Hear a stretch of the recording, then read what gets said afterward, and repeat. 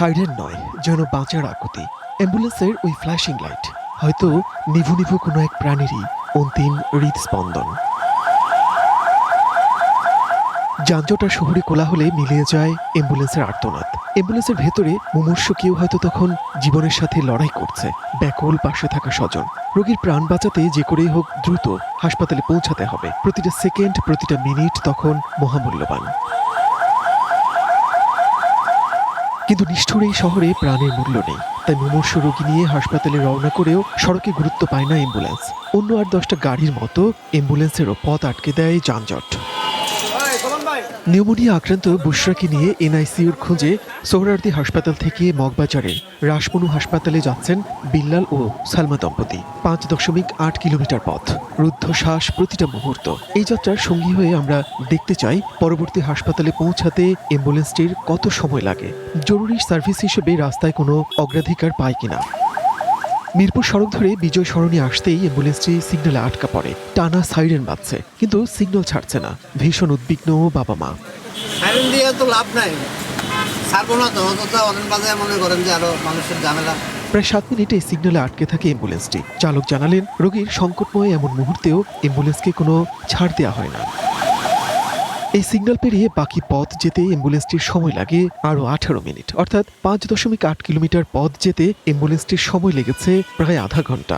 আমাদের জন্য মনে করেন ৬ ফিট ৭ ফিট রাস্তা রাখলে যে কোনো অ্যাম্বুলেন্স ইমার্জেন্সি গাড়িগুলো যাইতে পারে। যে কোনো ডাইন সাইড বাম সাইডে একটা রাস্তা সাইড ক্লিয়ার রাখতে হবে। ওই যে অনেক সময় দেখা মোটর সাইকেল বেবি ট্যাক্সি এরা জাম করে রাখে, রাস্তা থাকে না। এই যাত্রায় বুশরা হয়তো বেঁচে গেছে, কিন্তু অনেক রোগীর সেই সৌভাগ্যটুকু হয় না। হাসপাতালে পৌঁছানোর আগে যানজটে পথেই মৃত্যু হয়। শেরপুরের নালিতাবাড়িতে সম্প্রতি তেমনই এক নির্মম ঘটনা ঘটেছে। হাসপাতালে নেয়ার পথে যানজটে আটকে একজনের মৃত্যু হয়েছে। যানজটের কারণে হাসপাতালে নেয়ার পথে এভাবে ঠিক কত মানুষের মৃত্যু হয়?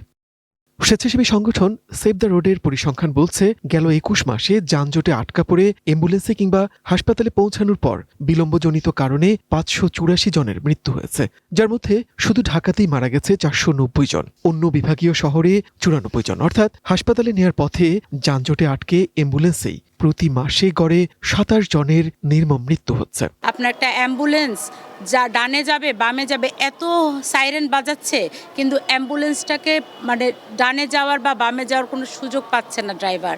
আর এদিকে তো অ্যাম্বুলেন্সের ভিতরে অসহায় বাবা মা, আত্মীয় স্বজন কেঁদেই যাচ্ছে। এটার কারণ হচ্ছে যে আপনার আমাদের দেশে প্রচুর জ্যাম। আবার আরেকটা বিষয় হচ্ছে যে সার্ভিস লেনটা, সেই সার্ভিস লেনটাতেও কিন্তু যেখানে সেখানে গাড়ি পার্কিং করে রাখা হয়। অ্যাম্বুলেন্স চালক মোহাম্মদ আপন ৮ বছর ধরে আছেন এই পেশায়। যানজট নিয়ে ভয়ঙ্কর সব অভিজ্ঞতা তার। এখন পর্যন্ত যানজটে আটকা পড়ে তার অ্যাম্বুলেন্সে অন্তত ৭ জন রোগী মারা গেছেন।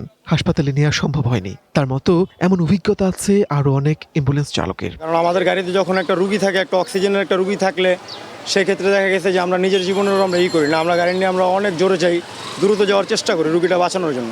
কিন্তু সেই ক্ষেত্রে আমাদেরকে ট্রাফিক ওই রকমভাবে সহযোগিতা করে না। ট্রাফিক সিগনালে ওনারা যদি একটু সিগন্যালটা ছেড়ে দেয় বা আমরা রং সাইড গেলে একটু সাইড দিয়ে দেয়, ওনাদের সেটা দেয় না আমাদেরকে দাঁড়া করা রেখে অন্য গাড়িও ছাড়ে মাঝে মধ্যে। বিশ্বের উন্নত শহরের সড়কে অ্যাম্বুলেন্সকে সর্বোচ্চ অগ্রাধিকার দেওয়া হয়। সাইরেন শুনলেই সামনের পথ চলতি সব গাড়ি দাঁড়িয়ে অ্যাম্বুলেন্সকে যাওয়ার সুযোগ করে দেয়, কারণ সবকিছুর উপরে মানুষের জীবন। যখনই পিছন থেকে তারা সাইরেনটি শুনবেন, সঙ্গে সঙ্গে যে যানবাহন যেখানে আছে তাদের থেমে যেতে হবে। তারা অনেকটা অ্যাঙ্গেল হয়ে থেমে যাবে, একটা রাস্তা তৈরি করে দিবে যাতে করে অ্যাম্বুলেন্স তার যে গতিপথ এবং যে তার গতি আছে সেই গতি নিয়ে যে পেশেন্ট আছে তাকে পরিবহন করতে পারে। ঢাকার বাস্তবতায় অ্যাম্বুলেন্স নিয়ে আলাদা করে ভাবার যেন সুযোগই নেই। সড়ক জুড়ে বিশৃঙ্খলা, নৈরাজ্য। কোনো গাড়ি এখানে লেন মানে না। ব্যাটারি চালিত রিক্সা, অটোরিকশার দৌরাত্ম্য তো আছেই। এই নৈরাজ্য ঠেকাতে গিয়ে সড়কে অ্যাম্বুলেন্সকে অগ্রাধিকার দেওয়ার কথা ভুলেই যায় ট্রাফিক পুলিশ। আমরা যখন দেখি যে অ্যাম্বুলেন্স আমাদের কাছাকাছি, তখন চেষ্টা করি পার করে দেওয়ার জন্য, কিন্তু এখানে দেখবেন যে আপনি টাইমিংয়ে চলে। তো টাইমিং যখন শুরু হয়ে যায়, অন্য সিগন্যালের লোক তাদের যাওয়ার কথা তারা আর মানতে চায় না যে আমাদের এখনই যেতে হবে।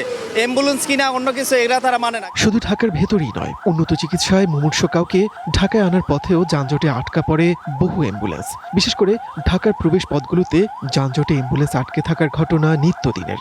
অ্যাম্বুলেন্সের ভেতরে প্রাণ বাঁচানোর তাৎক্ষণিক সুবিধাও অপ্রতুল। দাউদকান্দিতে ছিলাম ১.৫ ঘন্টা জ্যামে সকালবেলা। রুগী নিয়ে আসতেছিলাম লক্ষ্মীপুর থেকে, নোয়াখালী লক্ষ্মীপুর থেকে। জামে আটকে যাই, মানুষ মারা যায়, আমরা মেডিকেল পর্যন্ত আমরা চেষ্টা করি যতটুকু পারি যে আমরা হাসপাতাল নিয়ে পৌঁছে দিই রুগীটারে, কিন্তু আমরা জামের কারণে বা ইয়ার কারণে আমরা আসতে পারি না।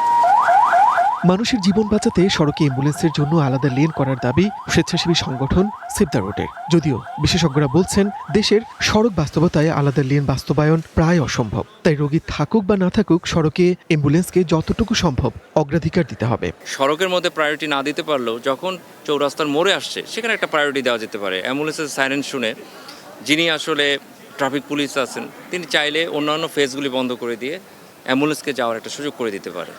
তো সেই জায়গায় আমাদের মধ্যে একটা বিভ্রান্তি আছে। আমরা অনেক সময় মনে করি যে আসলে অ্যাম্বুলেন্স ফাঁকা থাকলে তাকে প্রায়োরিটি দিব না। আসলে এই দর্শনটা ঠিক না। ইমার্জেন্সি ভেহিকেল মানে ইমার্জেন্সি ভেহিকেল। যদি সেখানে রোগী নাও থাকে বুঝতে হবে সে হয়তো একজন রোগীকে আনতে যাচ্ছে। সড়ক ব্যবস্থাপনায় এত প্রকল্প হচ্ছে, কোটি কোটি টাকা খরচ হচ্ছে, কিন্তু মৃত্যুর এই পরিসংখ্যান চোখে আঙুল দিয়ে দেখিয়ে দেয় যানজট এই শহরের জন্য এখনো নির্মম এক বাস্তবতা। অনাকাঙ্ক্ষিত এমন মৃত্যু ঠেকাতে কিছুই কি করেন নেই? মনির মিল্লাত, ওয়ান নিউজ, ঢাকা।